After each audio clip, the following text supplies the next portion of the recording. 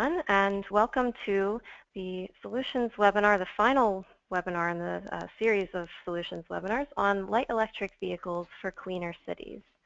My name is Kristen Tovas. I'm a consultant at Roetynck Consult, and I'll be your moderator for today.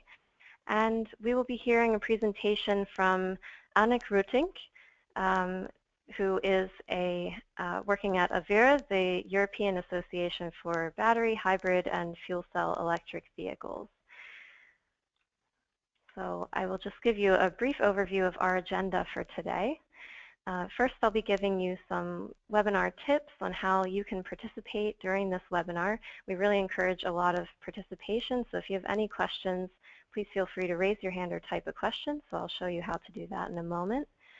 And then we will have a presentation by Annick, and then we'll have about 15 minutes at the end for questions and open discussion, where we welcome any questions that you might have that may not have been answered or that you'd like more elaboration on from the presentation.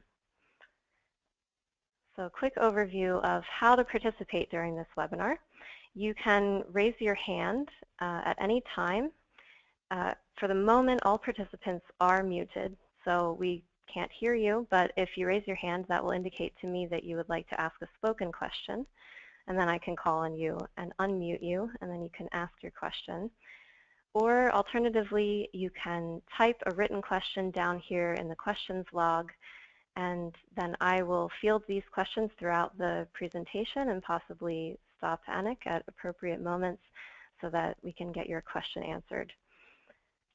And lastly, today we're going to have a number of polls throughout the presentation to get your feedback and information from you about your local context in relation to light electric vehicles. So when you see these polls pop up, please just tick the answer that is most appropriate for you, or answers in some cases, and then we can show those results immediately so we can see from all our participants around the world what their input is. Brief overview of the Solutions project. Just if you would like some more information on Solutions, then please visit our website. It's urban-mobility-solutions.eu. And also we have a YouTube channel, which is here, Solutions Project EU.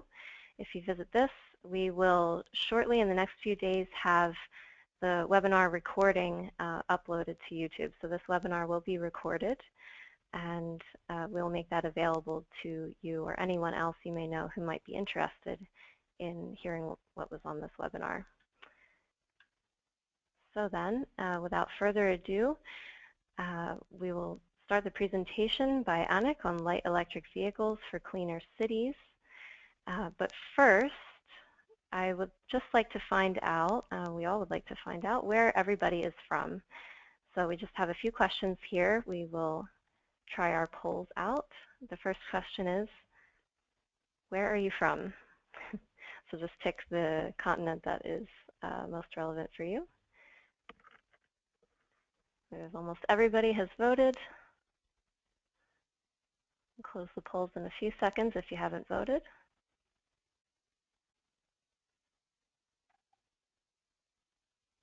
Okay, we can close and share. So we see that most people are joining us from Europe today.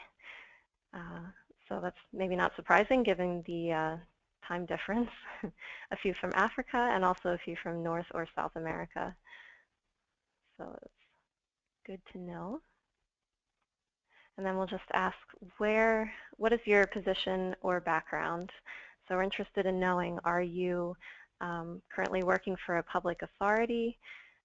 Are you a professional in transport-related fields such as in the private sector, a consultant? Do you work for an NGO, or are you from a university?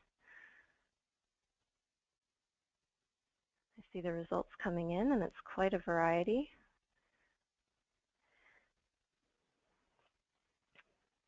Okay, if you haven't submitted yet, then please do so. Great, almost everybody has voted, so now we can share those results. And it looks like most are professionals in the transport field from the private sector, and we also have a number from NGOs. But overall, it looks like a pretty good spread. So should contribute to an interesting discussion then, we hope. And then just one last question to inform us about your background. Have you also participated in the solutions course on clean vehicles? So this was held earlier in the fall. So this will let us know if you have some previous experience in the solutions project on this topic.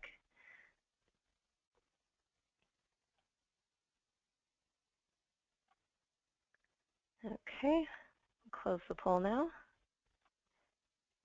And it looks like most have not yet, or they did not take the course earlier this fall. So this may be some new information or a new perspective for you. So that's good. We have some fresh faces. So then I will just switch now the presentation over to Annick so that she can show her presentation. Okay, Annick, you have the screen.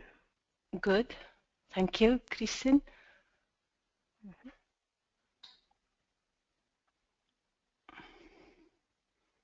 There we go. Are we ready to go ahead with the presentation, Christine? Yes, yeah. You should have the screen now. Okay, that's great. Thank you. So if you can just share your screen, because we can't yet see your presentation, actually. It is on my screen, so I'm... just a minute. Sorry about this. It is my very first webinar. That's okay. Is it okay now? Yep. Oh, great. Yeah. That's great. But I think I have to remove this. Is this okay now? Yep. Yeah, that's perfect. It's all clear. Okay, great. Thank you. Then we will get started.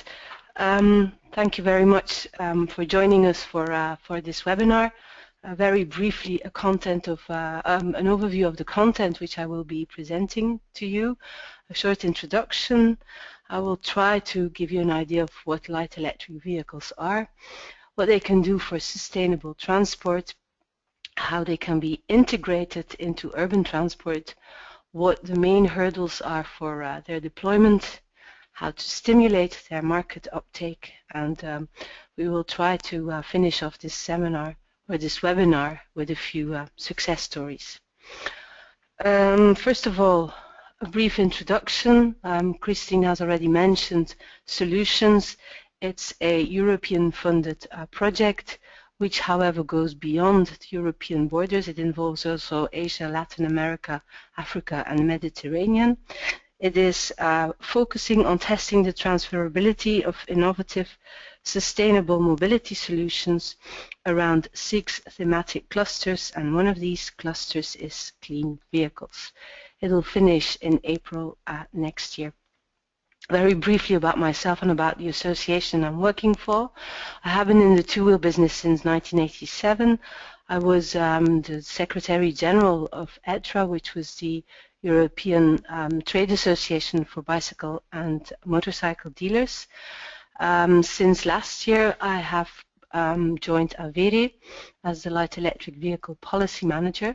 And due to my previous job and still in my job today, I have gained a bit of expertise on European regulations governing light electric vehicles. I'm also involved in several projects which are related to light electric vehicles, one of which is called TWIN, and it is aimed at speeding up training for electric bicycle dealers and for their mechanics. AVERE is an association which was already founded in 1978 to promote the use of electric vehicles for more sustainable mobility. Until recently, it focused mainly on electric cars, but that approach has kind of changed recently. It's now electric mobility as a whole, and that's why we're also called European Association for Electromobility, and why AVERE has established a task force on light electric vehicles, because there is a sincere belief in the association in the potential of light electric vehicles for electric mobility. We are a network of 17 national associations which altogether group some 1,000 members, and it's quite a diverse membership: vehicle and equipment manufacturers, users, NGOs, research and development entities, interest groups, public bodies, and so on. Now, maybe before we start talking about what light electric vehicles are, briefly the first poll. I'd be interested in knowing if you do believe that light electric vehicles can make a serious contribution to making transport more sustainable. I don't know, Christine, if you can bring up that poll. Here's the poll. Just to see if I'm talking to, pardon? No, I'm just saying at this time everybody can just submit their votes to let us know what they think. So, good. Almost everyone has voted. Okay, perfect. We can close and share. Looks like most said yes. So I think that's a good start for us. But a few aren't sure, so maybe we still have to convince a few what type of contribution we can actually make with LEVs to making transport more sustainable.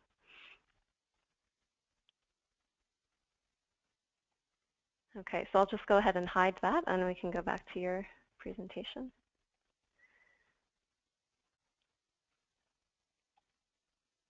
Annick, are you with us? Can you see my screen again? Yes. Yeah, we can see it now. So, what are light electric vehicles? For some reason, here we are. It's actually, the term light electric vehicle covers a very wide range of very different vehicles. We're talking about electric bicycles, mopeds, motorcycles, tricycles, quads, quadrimobiles, but also about self-balancing vehicles, vehicles without a seating position. Actually, in Europe, the term light electric vehicle is kind of determined by the technical regulations laid down in the type approval. And we consider light electric vehicles all vehicles which are both in the type approval or explicitly excluded from the type approval, which is the case for self-balancing vehicles, vehicles without a seating position, and for certain types of electric bicycles. They are exclusively powered by batteries, and in Europe, according to the type approval, their weight is limited to a maximum of 600 kilos. Of course, we're then talking about quadrimobiles, that kind of vehicle, whereas most of them are much lighter. An electric bicycle, for instance, weighs around 20 to 30 kilograms. I said powered by batteries, but in some cases you can add muscular power to that. For instance, on electric bicycles, I have shown some pictures here: recumbent bikes, velomobiles, and also electric handbikes. They are being used for different purposes. First of all, for public services like fire brigades, police, and emergency services, because these public services often find that they reach the incident much quicker than by car, because they are able to avoid congestion and to go into areas which are reserved to pedestrians. Another use for public services is these little quadrimobiles, little vans which are used for garbage collection, public gardens departments, street cleaning. These little vehicles are extremely well suited for use in very densely populated areas. And in Europe, as most of you will know, a growing number of cities are banning cars out of the city centers and are enlarging the pedestrianized areas. Also, a large number of cities in Europe have medieval city centers with very narrow streets which are unsuitable for large vehicles. And a major added benefit of light electric vehicles under these circumstances is the fact that they don't produce any noise. Excuse me. More purposes: commuting, shopping, transport of children, As far as commuting is concerned, a growing number of people are really getting fed up with congestion. Electric bicycles, for instance, offer them a healthy, cheap and fast alternative to cover distances up to 10 kilometers one way. There is also a growing popularity of the so-called speed pedelec in Europe, which can go up to 45 kilometers an hour. With commuters who live a bit further away from work, we reckon that about 15, 17 kilometers one way is the maximum to do with a 25 kilometer an hour electric bicycle, whereas with a 45 you can go up to 25, maybe even 30 kilometers.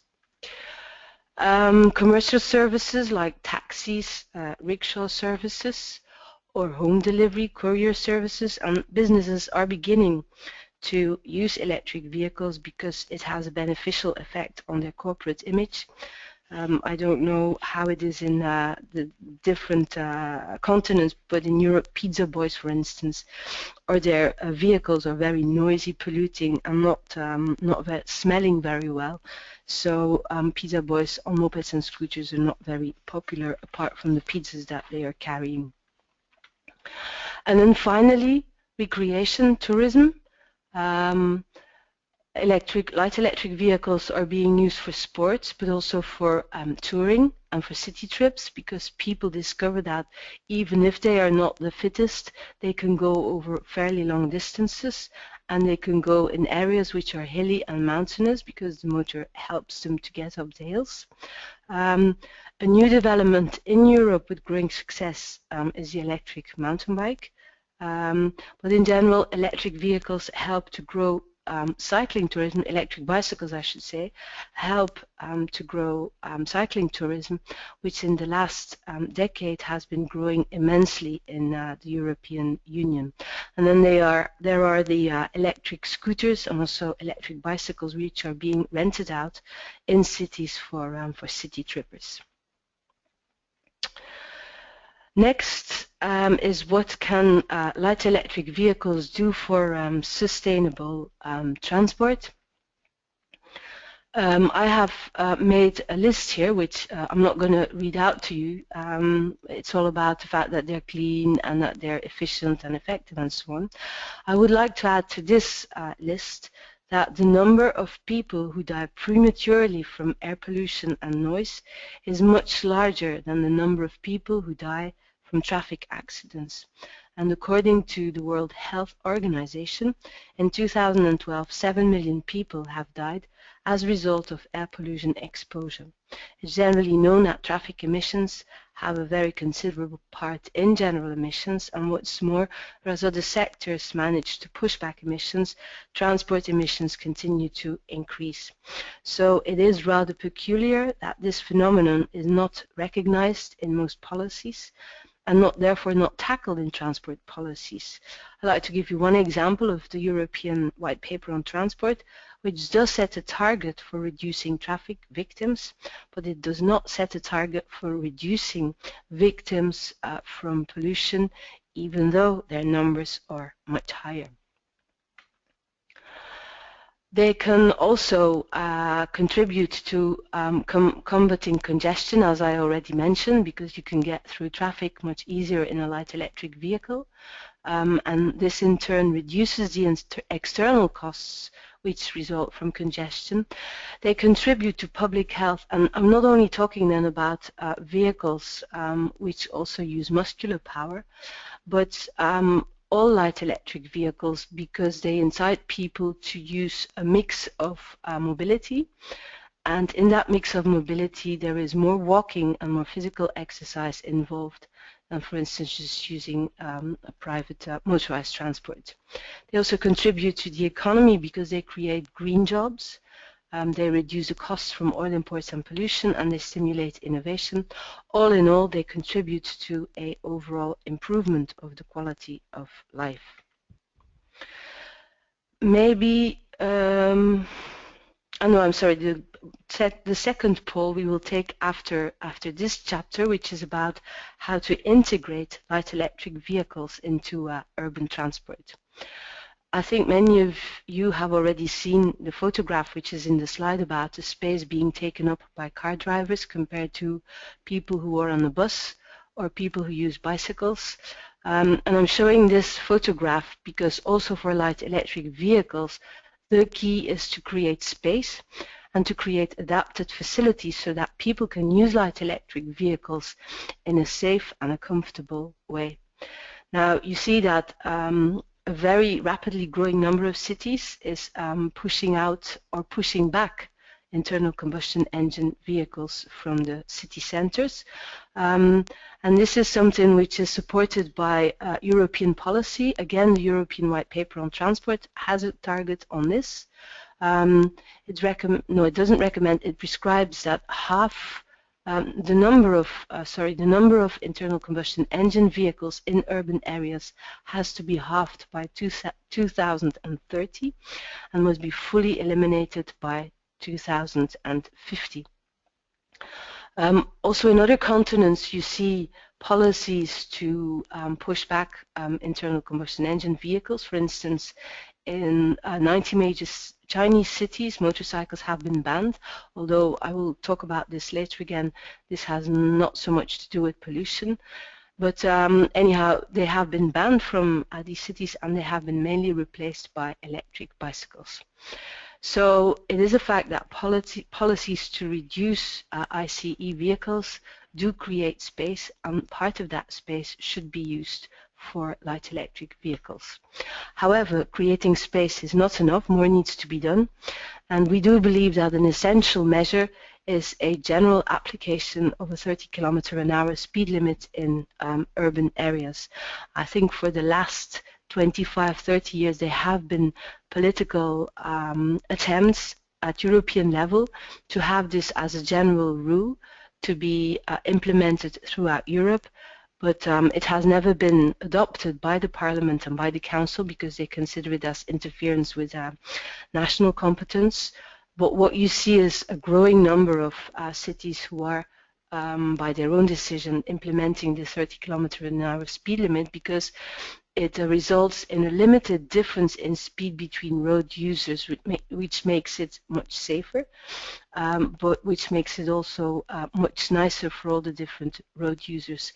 And another added benefit of this is that you do not necessarily need to segregate all the road users. For instance, you do not necessarily need separate cycle lanes if you have a 30 km/h speed limit.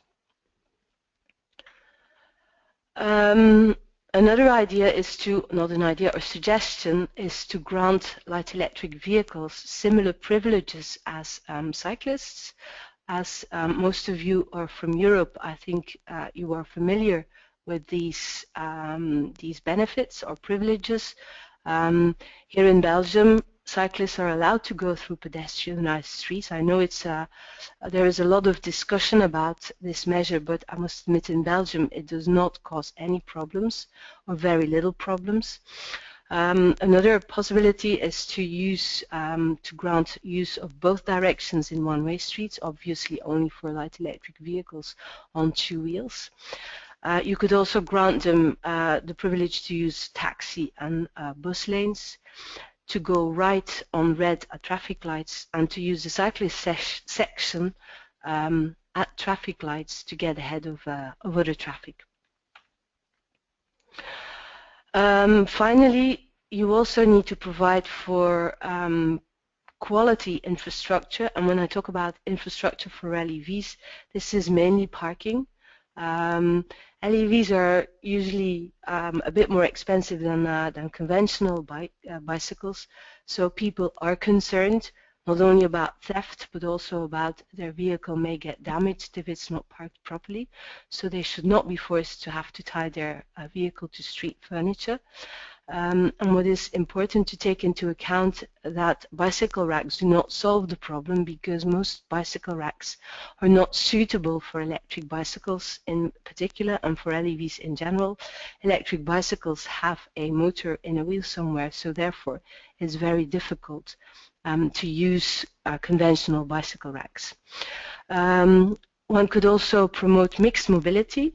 so that people use a mix of light electric vehicles in combination with public transport and possibly also walking by, for instance, providing quality parking facilities at train stations or have rental offers at car parkings on the fringe of town and so on. And then there's the use of sharing systems, which is recommendable because it makes light electric vehicles more visible. And if light electric vehicles are visible, people get incited to use them and eventually maybe to buy their own light electric vehicle. A final remark here is that charging infrastructure, which is a real big issue for electric cars, are not a real issue for light electric vehicles because they are using household plugs. So you can actually charge them very easily where you want, whenever you want. Plus, they are used for shorter distances, so one battery should normally be able to allow you to do a whole trip. So maybe, Christine, we can now have the second poll. After I have talked about measures to integrate light electric vehicles in urban transport, ask the participants' opinion on what would be, in their view, the most effective measure, and they can obviously indicate more than one answer on the poll. Yeah, so please tick one or more of the answers here that look like they would be an effective measure, in your opinion, for integrating LEVs into urban transport.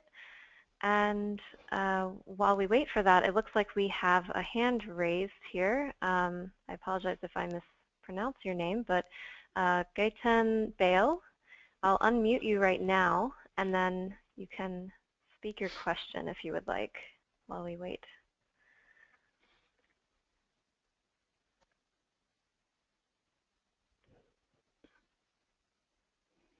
I've unmuted you, so if you're able to speak, if your microphone is working. Otherwise, you can type your question if it's not possible. Okay. No, that's false alarm. Okay. That's all right. But it looks like 81% have voted. So if you haven't voted yet, I'll give you a few more seconds. Okay. We'll close that poll and share the results. So it's a pretty even split. Interesting results. Annick, do you have any comments on these results? I must admit, Christine, I can't see the results, so I don't know why that is. So. Okay. Maybe but in if the they, sorry, it makes me very happy to hear that they are quite evenly split, because it means that the possible measures which I have proposed are being assessed by the participants as all relevant then. Yeah, we have 58% for the 30 km/h zone, and also 58% for restricting traditionally fueled vehicles, 42% for same privileges for LEVs as for cyclists, and the slight majority, 64%, said providing for adapted LEV infrastructure. Oh, that's interesting. I think it's quite logical, because all these measures do not work if you just have one measure in itself. You really need to have a mix of measures that work together. I mean, 30 km/h speed limit in itself is already kind of restricting ICE vehicles, for instance. So yeah, they work together, so it's quite logical, I think. Okay, I'll go ahead and hide the poll, and it'll be back to your screen. Okay. Now, the main hurdles for deployment of light electric vehicles. First of all, there is the consumer, who often shows static behavior in as much as that he is not willing, or she is not willing, to change their mobility habits, or they are not willing to try or to adopt new technology. Secondly, there's a political side. There's still a lot of politicians who do believe that if they touch cars, they will be reprimanded by their the people who vote for them. So they are not very willing to restrict ICE vehicles. And to that, and from my experience, I have to add that there is still a huge lack of political awareness and even no belief in the potential of LEVs, which kind of goes together with lack of political awareness. Thirdly, there are the regulatory bottlenecks, which are quite serious. In Europe, we have very serious problems with reference to technical regulations. LEVs are part of moped and motorcycle regulations, which have been developed a long time ago. They're quite different vehicles, as a result of which the technical regulations which are in place are not really suitable for light electric vehicles. We kind of need a separate and a new framework, but the European authorities are not yet ready for that. Another example is New York, where motorcycles have been banned, conventional motorcycles, but certain types of electric bicycles are legally classified as motorcycles and as a result are also banned as motorcycles. The photo you see here is about India, where electric rickshaws have become illegal after being subject to the Motor Vehicles Act. And then I talked to you before about the policies in large Chinese cities for banning motorcycles. They were banned because they were considered a nuisance to car traffic. They were replaced by electric bicycles, but now electric bicycles are considered to be a hazard to car traffic. And as a result, several Chinese cities, large Chinese cities, have started to ban these as well. Other hurdles are the public perception of light electric vehicles. People think that they're not safe or they're not comfortable, that they're slow, that the battery will never be able to supply enough power to get where they need to get. There's also the social status. It's still more impressive to present an expensive, beautifully looking car rather than an electric bicycle or an electric motorcycle. And this goes especially for electric bicycles. People think that these bicycles are more expensive and less effective because they can compare them to conventional bikes, whereas this is a comparison which makes no sense at all. There is a lack of knowledge among all light electric vehicle stakeholders on the vehicles, on their advantages, on rules and regulations, how and where to use them. For instance, for the moment, as most of you will be aware of, there is a very serious debate going on in Europe because 45 km/h electric bikes are becoming more and more popular. So the debate has started about whether they can go on cycle paths or not. And when I say that lack of knowledge is among all stakeholders, I really mean all stakeholders. Even the people who are in the LEV business, often they don't know about rules and regulations, for instance. Then there's technical hurdles. In many countries, for instance, there's still not really quality vehicles available, let alone businesses that offer suitable service and repair. And there's the issue of what do you do with end-of-life batteries and vehicles. Now, I must admit, in Europe, this is well taken care of because we have for the batteries the battery directive, which imposes the collection and the recycling of these batteries, and the same goes for the vehicles through the WE directive. And another technical hurdle may well be that in very heavily populated cities, it could be difficult to find space for parking, LEV parking, or for charging infrastructure, although I already mentioned that charging is not such an issue with light electric vehicles. There's one thing I would like to make clear, and this is that many people say, light electric vehicles, they produce no emissions, but how is the electricity produced which is being used for these vehicles? And I can confirm that the amount of electricity used by these vehicles is so little that the emissions from the electricity production for these vehicles is really negligible. I think we move on to the next chapter, but before that I have another poll because I'd like to know what the people, the participants think of the hurdles for the deployment of LEVs. Which ones do they think are the main hurdles? Christine? Yep, I've launched that poll. So we have 5 main hurdles here.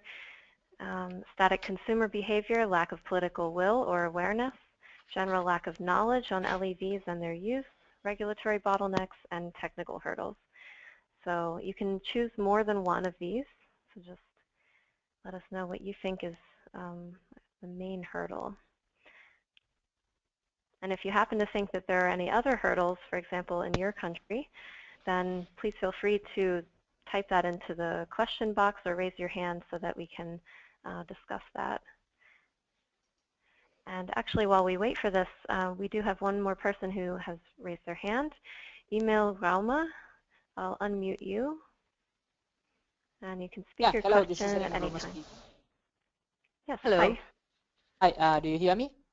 Yes, I can hear you well. Yeah, okay.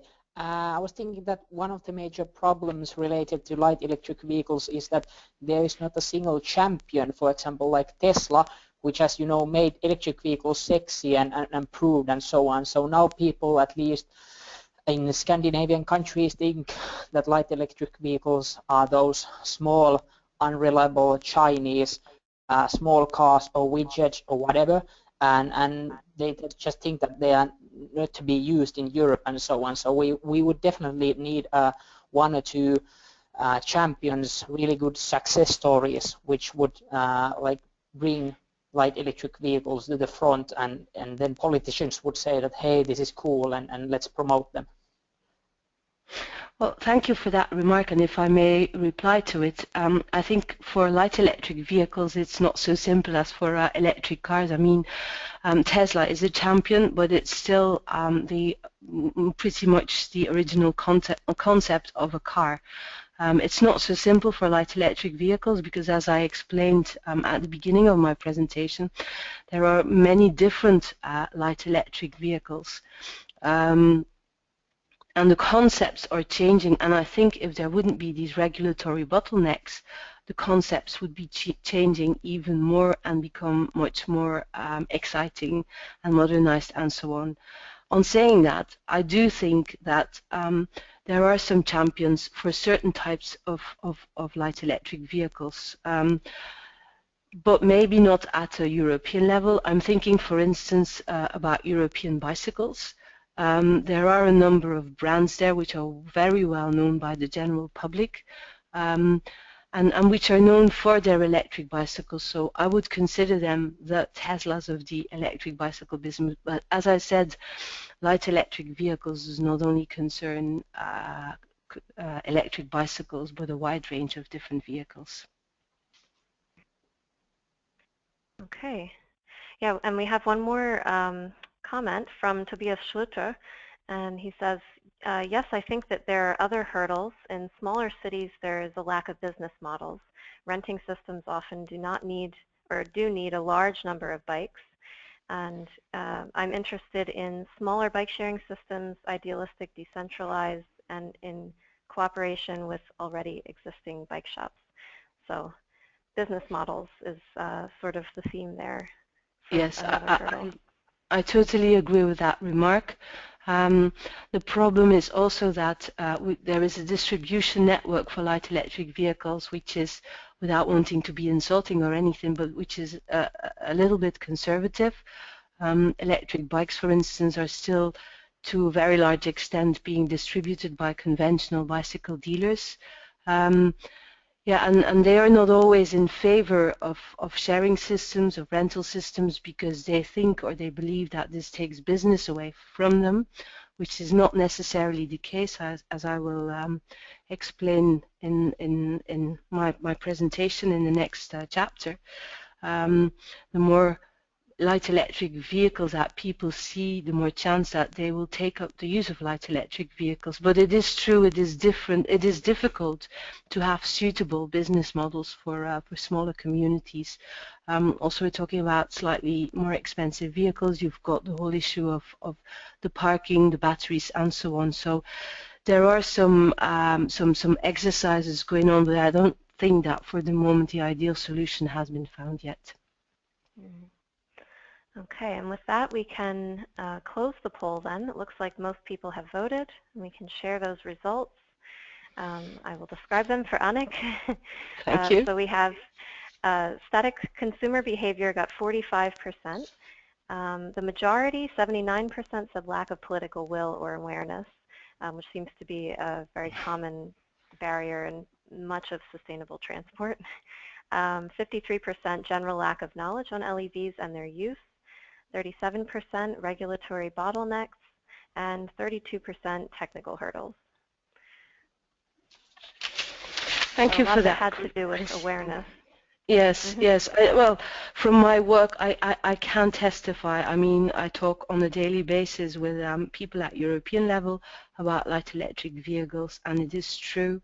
The lack of awareness is still very big. I mean, everybody knows about electric cars, and the European Union is doing an awful lot about electric cars, but when you then bring up light electric vehicles, they seem to have no idea what you're talking about. So there is a lot of work to be done there. The regulatory bottlenecks, I'm quite surprised that only 37% there. It goes together with a lack of political will and awareness, and maybe it's because I am also involved in those bottlenecks on a daily basis that for me they are a very important hurdle. Apart from that, yes, static consumer behavior, half of 45%, general lack of knowledge. I think they are quite obvious results. Thank you for that. Good. I'll hide the poll. Yeah. We do have a few more comments that came in. I guess it depends on what our time is like. If it's all right that I read some of these comments, or we can save them for the discussion round and let you move on. I've got 2 more chapters to go. Are the comments related to the hurdles, or are they just general comments? Yeah, some of them are. Yes. Yeah, they're related to the hurdles, but we can move on if the time, we have 15 minutes left, so we can go through that and then we can discuss openly at the end. Okay. All right, I'll speed up a bit. How to stimulate the uptake of LEVs, as I already indicated on several occasions, they have to be made visible, and there are different options for that. An easy one is to include them in fleets for local council services, and also sharing systems, what we have just discussed there. I am living in a city in Belgium where private sharing initiatives are really coming up on all sides. Private sharing initiatives to do with all sorts of things, from drills to ladders to electric cars, including electric bicycles. So maybe that's also a way to make LEVs visible, to go and talk to citizens about possibly private sharing systems. But once again, and has been confirmed by research, if you want to stimulate the uptake of LEVs, you need restrictions on ICE vehicles. Briefly on sharing, Madrid has introduced the first LEV sharing system in 2014 with 1,500 bikes in 120 locations. San Francisco and Barcelona both have electric scooter sharing schemes. And then, yes, pushing back ICE vehicles, I've already mentioned. Research also suggests that you need both. You need to push them back, and you need to kind of promote alternatives. And this research, it was a very interesting article I was reading in preparation of this webinar, which went on about the enormous success of electric bicycles in China resulting from ban on motorcycles, whereas Taiwan has invested large amounts of money in electric scooters but has not imposed any restrictions on ICE vehicles, and their initiative for electric scooters has had no success at all. Another famous European example of restrictions on ICE vehicles is the London congestion charging, which resulted, without it being something that they really had been aiming for, in quite an increase of cycling. For me, one of the best ways to simulate their uptake is to organize demonstration events where people can come and have a look at the vehicles and ideally also try them out. Or you could organize test events where people can use LEVs for a limited period of time. Rotterdam has a program which includes the possibility for employees to use electric bicycles, I think, for a period of a week, and it has proven to be successful. Several of these employees afterwards decide to continue to use electric bicycles. I am showing you here a picture of Sustainable Two Wheels, which was a demonstration event which we organize every year with ETRA on the Esplanade of the European Parliament. And we invited people from the Parliament and from the Commission to come and have a look at the vehicles and try them out, and it was an ideal way to make ourselves known with the European authorities. Of course, if you're really serious and you go for the comprehensive strategy, I will not go through this slide for lack of time, but it will be available after the webinar.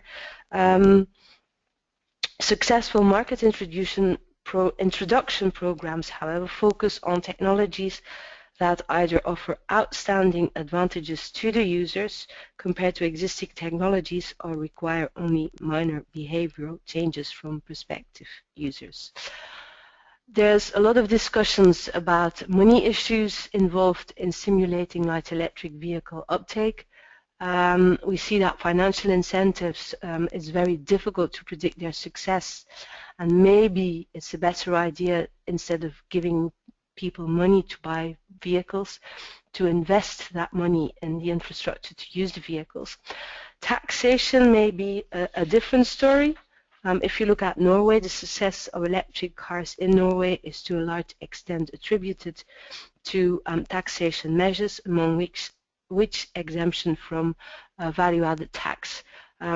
We find it incredible that in Europe there is no way to use the reduced rate for VAT, as a result of which light electric vehicles are subject to the same amount of VAT as their ICE,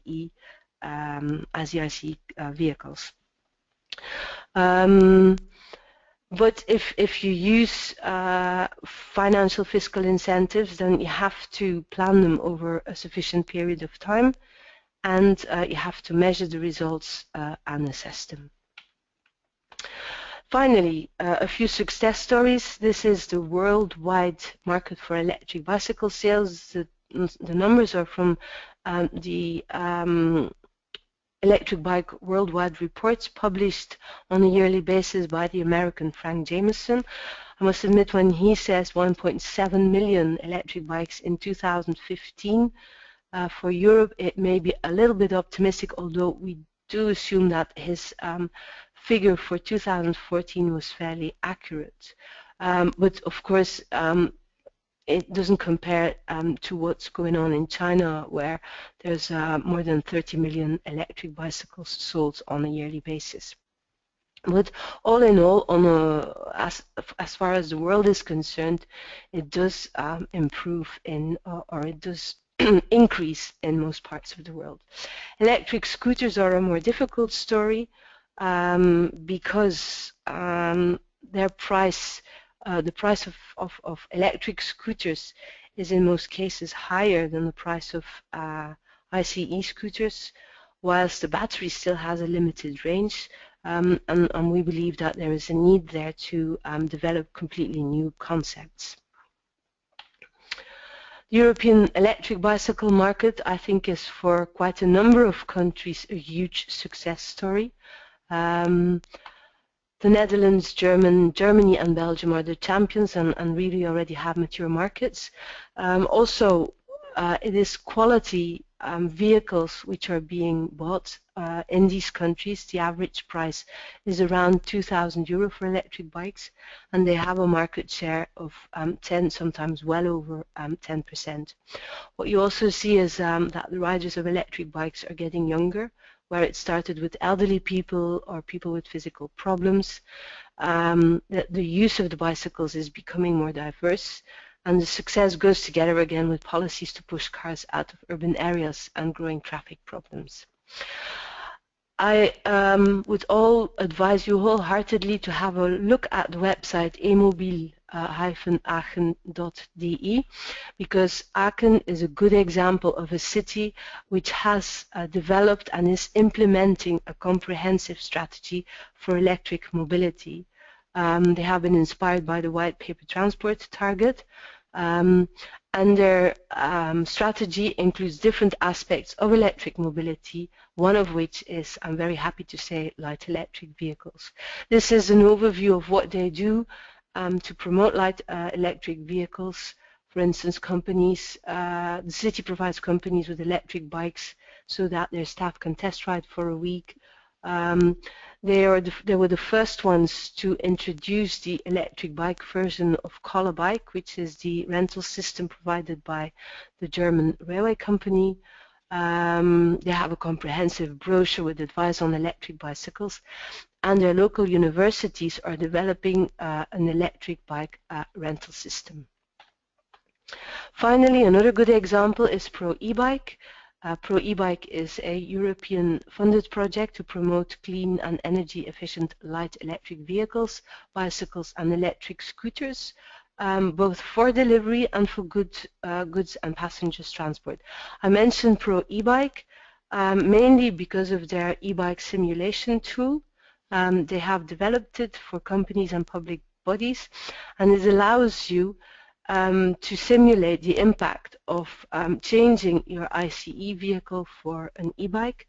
The tool calculates the cost benefits and the emission benefits that can result if you trade in your ICE vehicle for an e-bike or an e-scooter.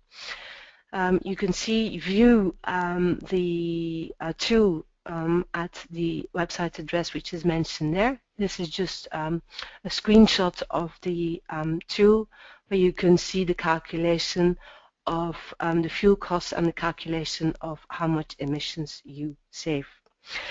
So that was the end of my presentation. I hope, Christine, that there's still some time left for questions and remarks. I'm very happy to answer any question you may have. Also, if you want to contact me with further questions on light electric vehicles after the webinar, you're very welcome to. You can see my contact details on the last slide. Christine? Great. Thank you very much, Annick. It was a really good presentation. I think there's a lot to discuss here. Maybe some of it might have to spill over into email, or also you can ask your questions via Twitter as well. You can tweet at solutions. But we'll try and take a few questions here now before our time runs out. I see that we have a few hands raised here, so I'll try and take them in the order I noticed them. So we have Jeannot Mersch. I'll unmute you, and you can ask your question right now. Yes, hello. Jeannot Mersch from the European Federation of Road Traffic Victims from Luxembourg. I have a question to Annick. I was a little bit afraid when you said that electric vehicles don't produce any noise. You probably know that visual impaired persons, especially in shared space, they are afraid when vehicles make no noise, and now there are also some regulations on European base that electric vehicles, especially cars, should have some noise, so not to put in danger those people.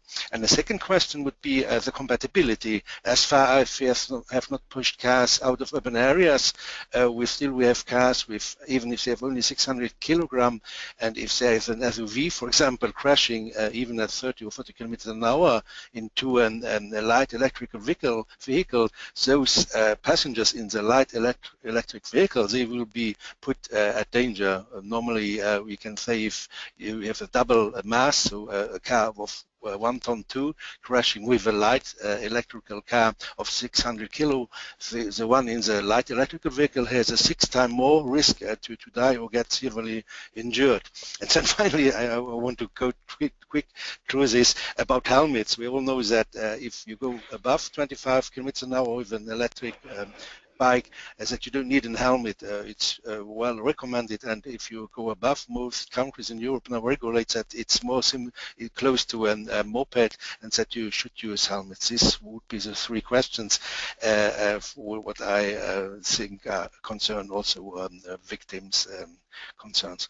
Thank you. Well, thank you for those questions. I can come up with actually one answer which goes for the three questions. We really do believe that there is a huge need and a huge lack of scientific research into all the different aspects of the use of light electric vehicles. I'm very well aware of the discussion on noise. I do not have the answer on that. I know, for instance, that with conventional bicycles there are bells. It's being solved in that way. It is a bit strange that what is a major advantage of light electric vehicles, the fact that they do not produce noise, also has negative side effects, and I do not have the answer to that. I know that the European Commission is thinking about it, and even is considering introducing noise limits, or should I say, the fact that these vehicles have to produce some kind of a noise in the type approval. I don't know which way that's going to go. When you say a crash between a car and a light electric vehicle, yes, I agree with that, but I think if you have the 30 km/h speed limit, that is already a major contribution to preventing horrible crashes. Again, we need more research there into what conditions technically we would need to improve this situation. And the same goes for the helmets. The problem, however, is that we are stuck with the situation where the technical regulations are being made at European level, and the categorization of the vehicles is decided upon at European level, but the conditions for using the vehicles is still national. So you have circumstances where one vehicle in one country requires a moped helmet, whereas in another country you can use it without any helmet whatsoever. And there our answer is, let us have some scientific research, first of all, into does it really require a helmet, and if it requires a helmet, what type of helmet does it require? Because otherwise we are never going to come to well-founded solutions. And finally, I'd like to add that it's important to try and come to European harmonization there. Thank you. Okay, good. Well, we've reached 4 o'clock, but I would like to take just one more question, if that's all right. And the rest of these questions we will note down.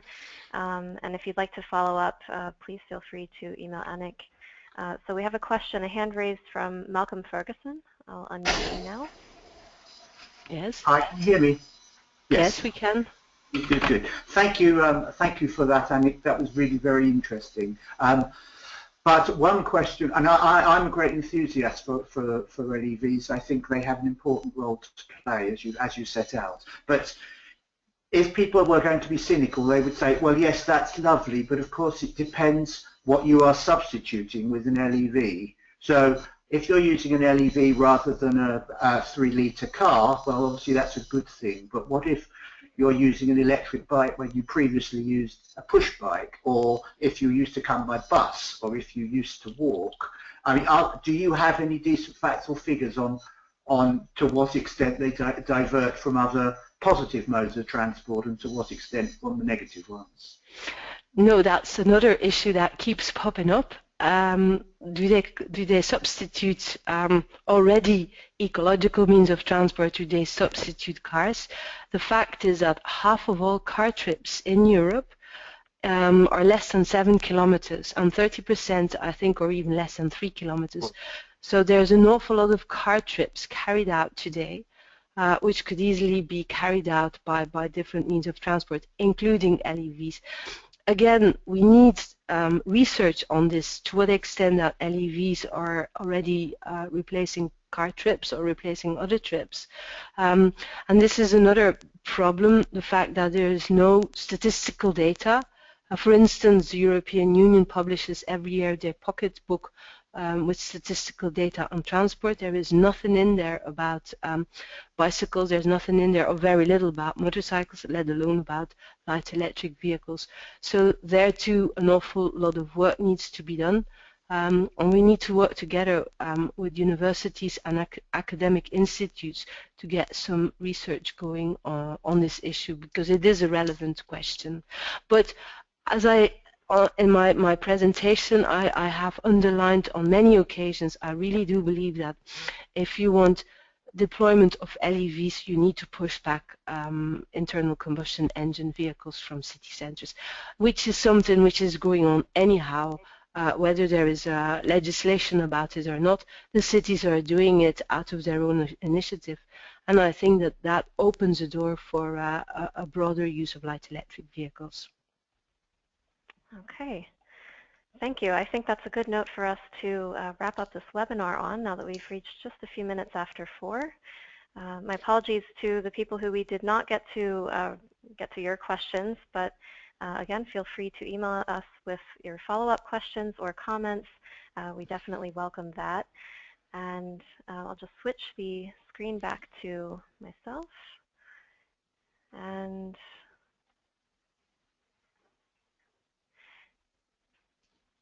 minimize. And so you should see my screen. And so I'll just say thank you very much, everybody, for your attention and for taking the time to come to this webinar today and contribute your thoughts and your very interesting questions. And if you're interested in any of the other previous webinars, since this is our last solutions webinar, here we have a list of the other webinars that we have held, and you can go onto the solutions website and download the PDFs of the presentations, and also in the coming days we'll have the webinars uploaded to our YouTube channel so that you can listen to them as well. I'll also say thank you again to Annick for your very engaging presentation. And, my pleasure. Thank you, and we wish you all a pleasant rest of your day. Thank you. Thank you, Christine. Thanks. Bye-bye, everyone. Bye.